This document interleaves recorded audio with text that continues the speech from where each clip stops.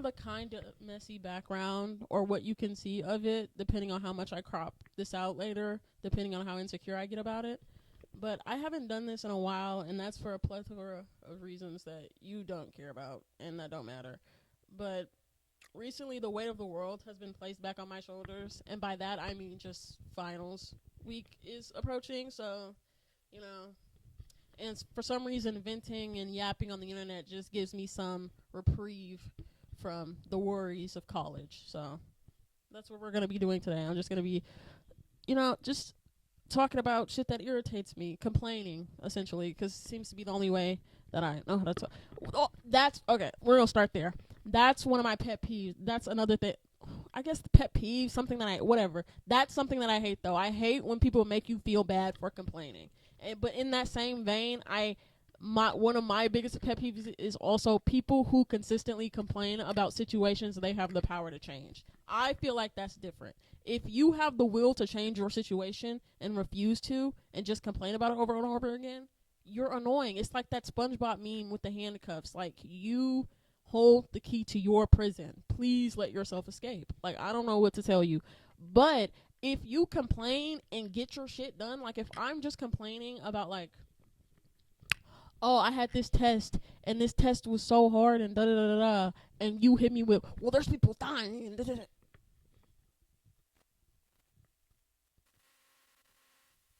Were they gonna help me with my test? Like, I'm just like, not to be an asshole, but like,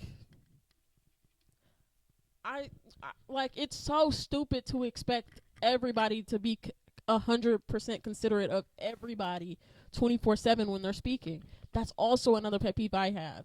Um, I can't express to you how much I don't give a fuck about Twitch streamers or any of that shit. Like, I don't watch Twitch. I literally can't watch streams live. Like, there has been few that I have been able to watch live, and they have all been probably under 2 hours, probably like an hour and 30 minutes. And if a stream goes on longer than that live, I'm not watching it. I'll rewatch long ass videos. I'll rewatch 5 hour videos. I don't care. 5 hour streams. I've been on my Critical Role shit recently. I'll watch long ass videos. Something about committing to being somewhere, sitting that for hours, I cannot do it. I don't even like movies. Watching movies in movie theaters for that reason. It feels like such a commitment. Like, I can't pause this if I want to break from it. You know what I mean? It's like, if I take a break, I miss some of it. You know what I mean? It's just too much. Like, I need to be able to take a minute for myself. Like, I love to leave. You know what I mean? I love to pause, conversations, anything. If I need to pause and be alone, I love to do that. I'm so sorry. Somebody said that's called avoidant. Who gave you your psychology degree? But yeah, that's some shit that I hate. And what was I talking about? Oh, bitch, Twitch streamers. Okay. I hate when people make you feel bad for complaining. And recently, I seen some shit with Vanilla Mace, and she's like one of the probably 7 streamers whose names I know, because she was just like a big meme. I think I even follow her on TikTok because she just was funny. But like, I don't really keep up with her or nothing. I definitely don't watch her fucking streams for reasons I just said. But recently, she went on live to announce that she was like taking a break or whatever from streaming or social media or whatever the fuck. And she had her own little try being an influencer for a day moment. And listen to me, everybody on earth, I think, thinks they have the hardest job ever. And I know what it's like to not have it like that. You know what I mean? So, like, to work, like, I probably don't have as much work experience as the other people complaining, but I've worked the job. Like, I know that shit, like a 9 to 5. Like, I know that shit sucks. So I'm like, I understand. Like, it's it's it's annoying to watch somebody who you feel like your job is just sitting down and talk to the camera. You have the easiest job in the world, and you're fucking complaining. That's annoying to see. But in that same vein, somebody who works at like a power plant probably thinks it's annoying for somebody who works at a daycare to be like, oh, my feet and back hurt. You know what I mean? Not a daycare, because that's also, working with kids is tough as fuck. I don't know a better example. But you feel like, you know what I'm saying, somebody, like, if your job is especially vigorous, like physically, are you gonna like compare that to a doctor and be like, well, my job is harder than a doctor's job because I work harder physically, but maybe that that doctor has to deal with losing patients and shit. So you feel what I'm saying? So it's always a losing battle when you do that shit. And I feel the same way with people's in college, bro. Everybody thinks they have the hardest major in the world. I don't, but everybody thinks they have the hardest major ever. And when I went to an art school, everybody thought their art form was like the hardest art form ever. Like, and it was just like, at the end of the day, you probably couldn't paint a fucking like you couldn't paint a Renaissance painting, and I can't fucking dance. Like, I couldn't do ballet, and this motherfucker probably can't sing. Like, you know what I'm saying? Hard is subjective. Hard is always subjective. So I feel like it's stupid to get all up in arms about people complaining about shit in their life being hard, because it's stupid. Because if somebody turned around and did it to you, you would be annoyed because you're like, well, I'm not thinking about every motherfucker. You know what I mean? So I guess that's just stupid, and it can feel tone deaf, but when you're talking to your homie, are you worried about sounding, you see what I'm saying? Y'all hold people to such a standard, I feel like. And so she had her own little try to be influencer for a day, because she said, and I remember the exact words she said, we'll go live. So she's receiving a lot of criticism for that. And yeah, that's understandable, because it sounds like try being an influencer today. It sounds very like self-grandizing, like my job is so hard. But in the context, like watching those longer clips, like those like 10-minute clips of like her just announcing her break, initially just saying she wanted to take a break, and everybody in her chat trying to guilt trip her and make her feel bad, and her trying to talk and reason with her chat about why she wants to take a break, and da da da da da. Someone goes, this topic leaves a bad taste in my mouth. People are struggling right now. Two things can be true at once. No wonder she got irritated and said that shit. Oh, bro, y'all would hate to hear the shit I say when I'm irritated. Never a slur. And that's why I don't interact with shit for real. Like, getting older has ruined, I don't want to say ruined necessarily. Getting older has made me more cynical with like influencers and in the way that I follow them, and that like I start caring about them. Like, maybe back when I was like, I don't even want to say 13, like maybe like 12 or 11, maybe I would have thought my favorite YouTuber, I would have like cared like about, like, you know what I'm saying? Maybe I would have cared about more they had going on than I do now. And it's just because I think I have lived a little more, and I know that people are a little more dynamic and layered, and I know that what I'm getting is a certain screen of a person, and I'm okay with that screen. Like, I don't need nothing beyond that. I feel like a lot of people have this urge they become a fan of somebody, or I think, first of all, I think a lot of people, I think in a lot of cases, you don't need to be a fan. You can be a fan of someone's work and not of them. Listen to me. I love Pierce the Veil. They're my favorite. They're one of my favorite bands. I sincerely love them. I love their music. Like, I have a shirt. Like, bitch, I love Pierce the Veil. Do you know the only band member's name I know is Vic Fuentes? I hope I'm saying that right. Vic Fuentes. And he's the only, I only know what he looks like. I don't know what any of the rest of them look like. And I listened to Pierce the Veil for 3 years before I found that out, because I didn't care. I just liked the music. So I feel like in a lot of cases, y'all have to like pull, you know what I'm saying? I just feel like just because you like Jacob Elordi in a movie, why would that mean you had to like who he was? That's not to get into like, oh, well, celebrities don't have to be good people, because like, and it's because y'all idolize them and do shit like that that I feel like they have a responsibility to, you know what I mean? Because they have that idolization, we then put these pressures on them to to set a standard, because they have people watching them. But I just feel like y'all watch them too much. And I'm not the first niggas been saying this for years, trust. But I just think as I get older, I'm really realizing that Y'all watching too much. It's crazy. And I was thinking about that earlier. I was like, if I could give somebody some advice who was like 15 right now and like miserable, or 14 right now and miserable, I would probably be like, maybe it's that phone. I'm dead ass. Maybe it's the phone. It really might be. It really might be. Like, it really might be. Like, it might be. It really might be. And I've never been one to be hella active in fandom spaces. I think the fandom I was most emotionally wrapped in and enveloped in my life, that I care, where I sincerely cared about a celebrity and cared about what happened to, not because I care on a human level. Like, if somebody dies or something, like, I'm gonna be like, damn, that sucks. But like, care sincerely, like, it like made me like at home, like, be like, oh, I hope she's okay. Like, I'm like sincerely think about her. It was Demi Lovato.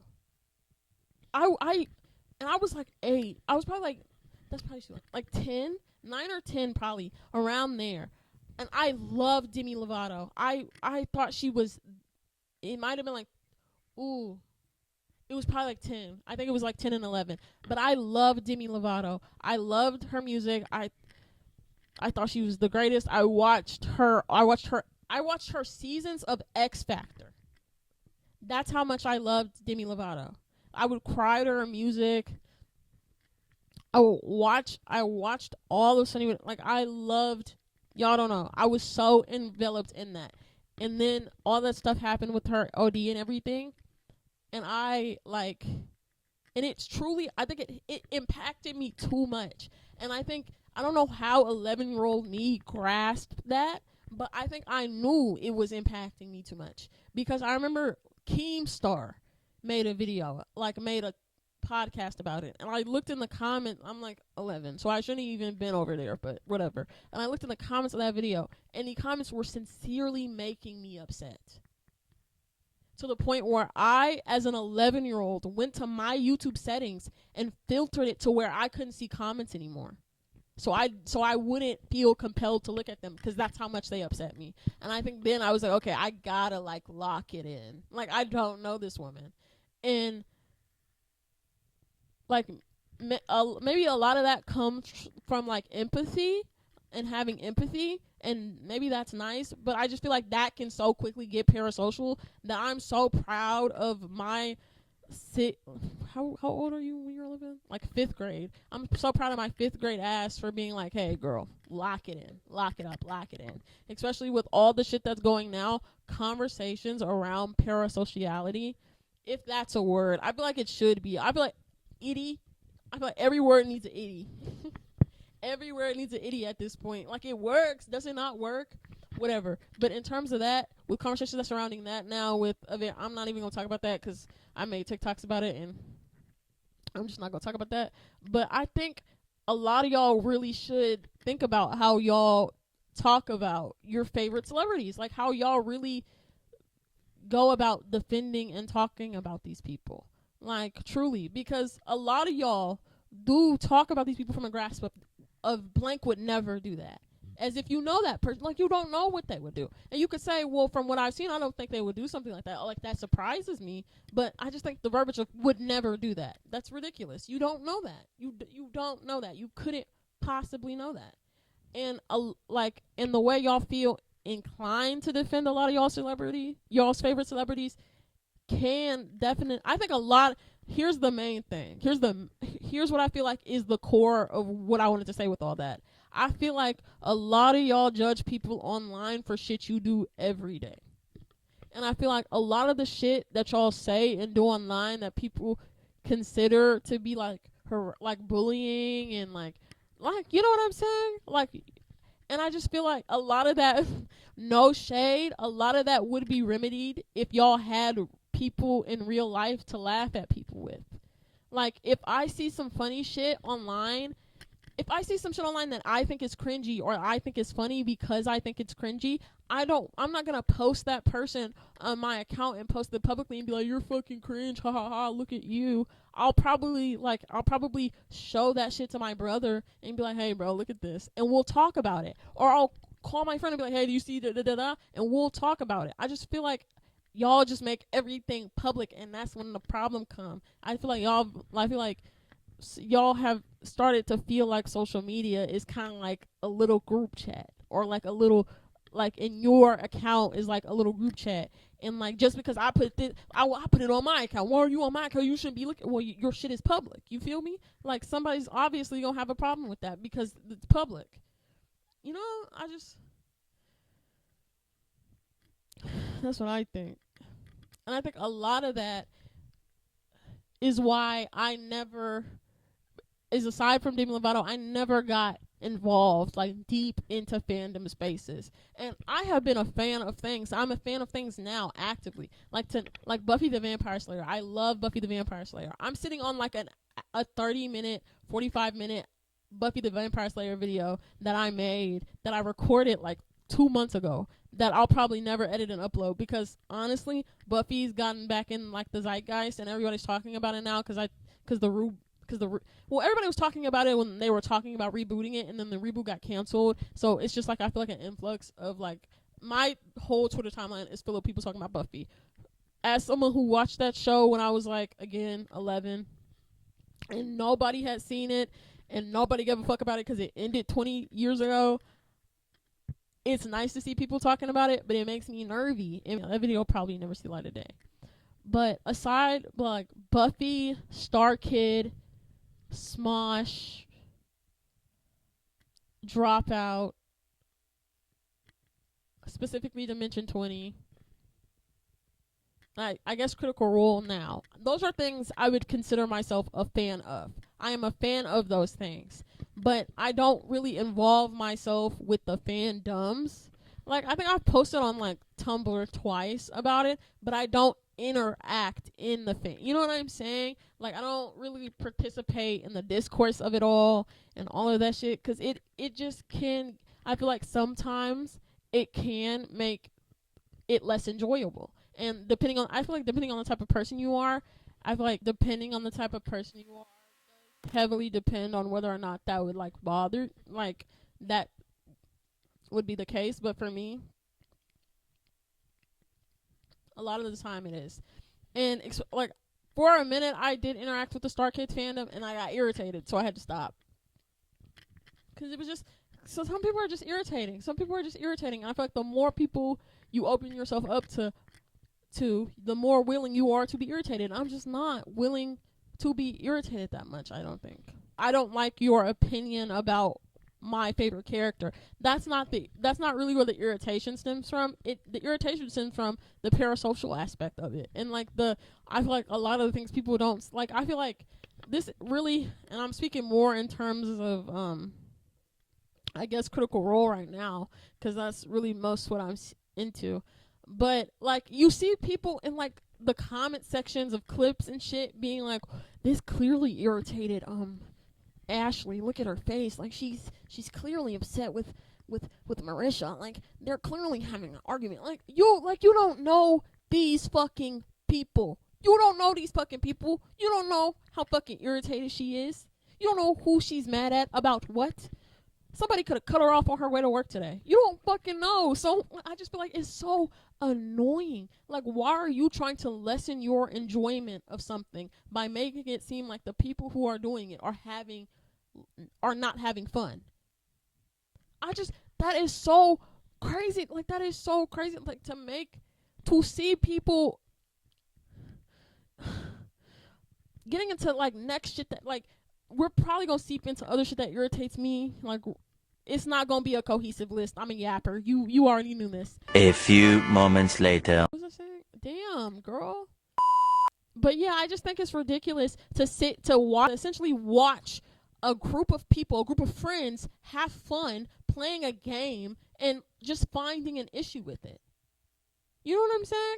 And I also get mad, and to seep into the next thing, but I also get mad when people like play like rules lawyer for them. Like, that shit irritates me. And this is like more D&D specific, but in D&D comment sections, people would be like, well, so and so, actually technically that wouldn't have been allowed in my game because the rule book says this. Like, nigga, they had fun. They were having fun, right? Why? Like, you watch six, seven people. You watch them have fun, and you're like, I would have done like that. I would have stopped that from happening. Actually, that fun wouldn't have been had if I was there. Like, what the fuck? Like, what is your issue? Like, what is your problem? And bitch, and since we're getting into D&D, bitch, I had a list of, but I haven't even looked at it. But since we're getting into D&D, bitch, another big thing about D&D that irritates me is how, number one, close-minded people within the sphere of like who are fans of Dungeons and Dragons. What? So you mean to tell me you're a fan of a world where goblins, orcs, fairies, fae, all this shit exists, and you don't think there could be a black elf? Like, what the fuck? Like, what is your problem? Like, what is your issue? And I'm so, like, I rock with Critical Role. I've probably been watching every day for like 2 months at this point. And this isn't to say, like, this is talking about Critical Role's fan base. This isn't to talk about Critical Role because I'm sure they're lovely people with lovely morals. You know what I mean? I don't know. But, yeah, I have no reason to believe otherwise. You know what I mean? This isn't about them. This is about their fan base. I think Critical Role, I saw somebody else talk about this on TikTok. I don't know who. But Critical Role was like big for D&D. It was a big way for D&D to become popular. And in Critical Role, they did provide a certain type of representation, but it was for mostly like queer people, like gay relationships. Like in the first season, there was a lesbian relationship. The players have played queer PCs and shit like that. That's most of what they've done in terms of racial representation. They've always been white, so not really much. And when it's been like, it's like a thing, it's like a notorious thing to when like people of color come on Critical Role, i.e. Abria Iyengar, come on Critical Role, they receive such harsh criticism, and you can't, like, you know what I mean? Like, you can't deny it. See, and this is the type of shit I be talking about. Like, I literally just pissed myself off looking for receipts for that part of the video. Like, just to screenshot a thumbnail to a YouTube video. And I seen this bullshit. Like, they have different seating arrangements every campaign. You don't know why they ain't even at the same table most of the time. What the fuck are you talking about? And it's not even just her, Amy, I can't pronounce her last name. I'm so sorry. Amy, her last name starts with a C. But even she received heavy backlash. And, like, it's ridiculous. Because it's also like, the people you are a fan of are friends with these people. Who the fuck are you? You know what I mean? Like, and that's also what that also bleeds in with the parasocialness. Your own personal bias gets in the way of your, like perverts your parasocial lens. So now Abria is like, well, Laura's obviously mad at Abria's relationship with Travis's character Chetney, and it's obviously making her mad. Abria's such an attention hogger. Like, listen to you. Like, you sound like what? Like, just like, I hate it. Like, bro, y'all are irksome. Like, fandoms can be so irksome. That's why I just can't jack it. Like, that's why I can't at all. And not to even mention the criticism women get. Because women also, because that's like a big thing. D&D bros criticize women overly, i.e. Emily Axford. They, like, the amount of criticism Emily Axford gives for, like, her decisions don't make sense, and this didn't do shit for the game, and game. And most of the what irritates me the most about the criticism, not just like Emily, but like Laura's characters on Critical Role, or Allie too, their characters, or Siobhan, or even Abria too, like, all, like, they like, these dude bros will judge them so much for making these decisions that are for theatrics, that are for the character and not for the game. Like, and not like that don't make like game rule sense. You know what I mean? That don't make sense according to the rule book. You know what I mean? And they will criticize them for this as if this isn't also entertainment. Like, this isn't just a game of D&D. No shade. I probably don't want to watch your campaign. I probably don't. You're not you're not an actor. You're not a voice actor. I probably wouldn't be that interested in watching it. You know what I'm saying? It's not a production. This is a production. This is for entertainment. This is for an audience of people. Obviously, some choices are going to be made for entertainment to gauge the audience's attention. Think, like, nobody, like, who criticized Sam for Scanlan leaving in campaign 1 because it didn't make game sense? Nobody, because it was entertaining. It was a decision for entertainment. It was to cause, like, you know what I'm saying? Like, I also get annoyed.